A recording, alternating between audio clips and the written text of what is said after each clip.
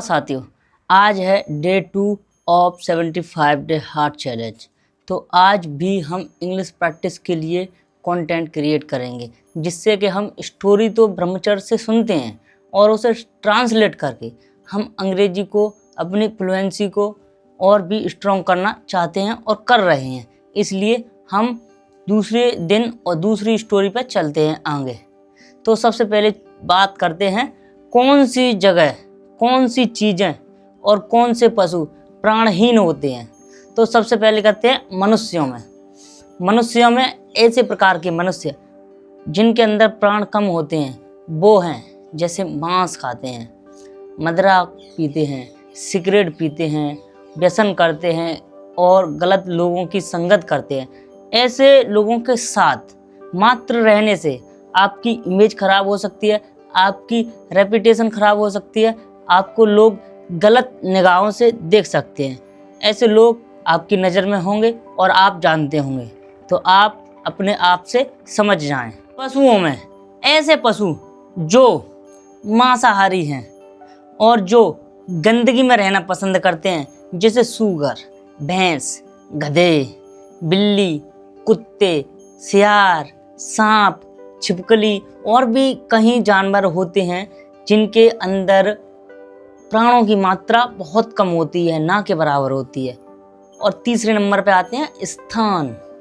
ऐसी जगह हैं जहाँ पर प्राणों की मात्रा कम होती है, जहाँ पर एनर्जी, ऊर्जा कम होती है। ऐसी जगह हैं जहाँ पर कूचड़ खाने हो, जहाँ पर किसी की हत्याएं होती हैं। ऐसी जगह जहाँ पर बहुत ही टेम्पररी और लोगों के द्वारा लाइटें लगाई गई हों, कॉरपोरेट सेक्टर्स। और भी कई जगह हैं जैसे कैसीनो, थिएटर और मॉल्स, और बहुत सी जगह हैं जहाँ पर गलत व्यवहार होता है, गलत प्रवचन, गलत अवधारणाएं चलती रहती हैं लोगों के अंदर। वो स्थान भी प्राणहीन होते हैं, उन जगह को भी तुरंत ही छोड़ देना चाहिए। अब बात करते हैं भोज्य पदार्थों में। भोज्य पदार्थों में प्राणों की मात्रा कम होती है, ये भी आपके लिए एक नई बात है। जैसे कि आप कभी भी जंक फूड खाते हैं, जंक फूडों में बहुत कम प्राण होते हैं। और आप जैसे प्याज, लहसुन, ये उनमें प्राणों की मात्रा से फ़र्क नहीं है। वो क्या है, वो हमारे शरीर को उत्तेजक करते हैं। जो चीज़ें हमें उत्तेजित करती हैं गलत काम करने के लिए, वो चीज़ें भी प्राणहीन होती हैं। जैसे मैं बता दूं आपको, आप प्याज खाएंगे तो प्याज का कार्य क्या है, शरीर में उत्तेजना बढ़ाना। मैं ये नहीं कह रहा हूँ कि ये मांसाहारी होती हैं, ये वो होती हैं, बस ये उत्तेजना बढ़ाती हैं। जैसे गरम मसाले तो मांसाहारी नहीं होते हैं, लेकिन इन्हें बहुत कम खाना चाहिए, बहुत कम। इसलिए जैसे आप इन्हें बहुत अधिक खाओगे तो ये आपके शरीर के अंदर, मेरे शरीर के अंदर और जो इंसान खाएगा इसे, उसके शरीर के अंदर ये हीट बढ़ाएंगे, गर्मी बढ़ाएंगे। इसलिए ये प्राणों को क्षीण करते हैं, कम करते हैं। इसलिए मैं इन्हें प्राणों के लिए बता रहा हूँ कि इनके अंदर प्राण कम होते हैं, इसीलिए होते हैं। आगे बात करते हैं हम, आजकल हमारे प्राण हरण क्यों हो रहे हैं, हमारे अंदर प्राणों की मात्रा कम क्यों होती जा रही है। सबसे पहली बात है कि हम उन जगहों पर रहते हैं जहाँ पर प्राणों की मात्रा पहले से कम है। उन लोगों के साथ रहते हैं जो लोग मांस, मदिरा और गलत काम करते हैं। हर समय उनके दिमाग में गलत थॉट्स आते हैं, तो उससे क्या होता है, उनकी एनर्जी।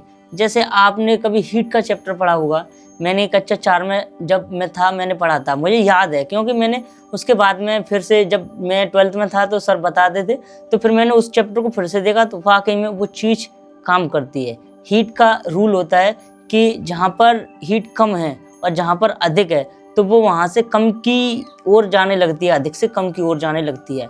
और जैसे सर बता देते कि बहुत छोटे की बात है कि आप जो कोई इंसान या कोई घर में मेंबर परेशान हो, बीमार हो, तो उसके पास मत सो, क्योंकि हीट ट्रांसफ़र हो जाती है और उसके अंदर भी वो जो टेम्परेचर है वो आ जाता है और उससे बीमार हो जाते हैं लोग। ऐसा सर बता रहे थे, तो ये वाकई में काम करते हैं। ऐसे ही एनर्जी काम करती है। अगर आप किसी गलत इंसान के साथ रहोगे, गलत जगह पर रहोगे, तो आपके अंदर भी वैसी ही एनर्जी आ जाएगी। और आगे बात करते हैं जीवों की, क्योंकि जो प्राणहीन जीव होते हैं, आप उनके पास रहोगे तब भी आपके अंदर एनर्जी कम होगी और प्राण कम होंगे। लास्ट चीज़ है भोजन। जैसे मैं पहले बता चुका हूँ कि किस प्रकार के भोजनों में प्राणों की मात्रा कम होती है, और हम उस प्रकार के भोजन को त्याग के सात्विक भोजन ग्रहण करें तो निश्चित रूप से हमारे अंदर फिर से प्राणों की मात्रा बढ़ जाएगी। ठीक है, अब बात करते हैं प्राण शक्ति आखिरकार हमारे शरीर में रहती कहाँ है। लोगों का कहना है कि प्राण शक्ति कोई चीज़ नहीं होती है, ऐसा कुछ नहीं होता है प्राण शक्ति। तो मैं बता दूं कि प्राण शक्ति वीर्य होता है, और लोग कहते हैं कि वीर्य केवल अंडकोशों में रहते हैं, अंडकोशों में होते हैं। क्या ये बात सही है?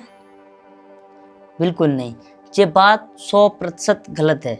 लोगों की अवधारणा है कि जो अंडकोशों में प्राण शक्ति यानी कि वीर्य, जो लोग कहते हैं कि एक सफ़ेद धातु द्रव्य के समान जो केवल अंडकोशों में यानी कि टेस्टिकल्स में रहते हैं, और वो कुछ खास एनर्जी होती नहीं है।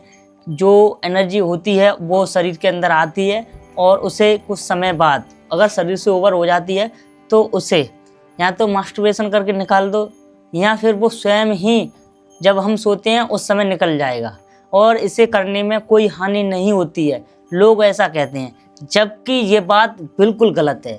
क्योंकि वीर्य ऐसी चीज़ है जो कहीं से कोई नहीं दे सकता। यदि हमारे शरीर में कोई भी दिक्कत हो जाए, यदि हमारे शरीर में किसी भी चीज़ की कमी हो जाए, तो बाहर से हम इंजेक्ट करके उसे पूर्ण कर सकते हैं।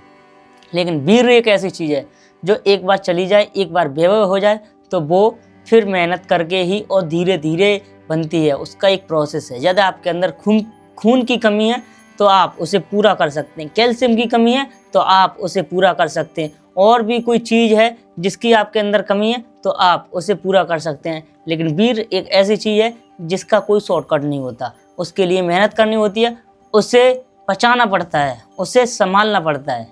ठीक है, आगे बात करते हैं। वीर्य पुरुष के अस्तित्व का मूल कारण है। लोग कहते हैं कि हमारे अस्तित्व का यहाँ कारण क्या है, वो है वीर्य।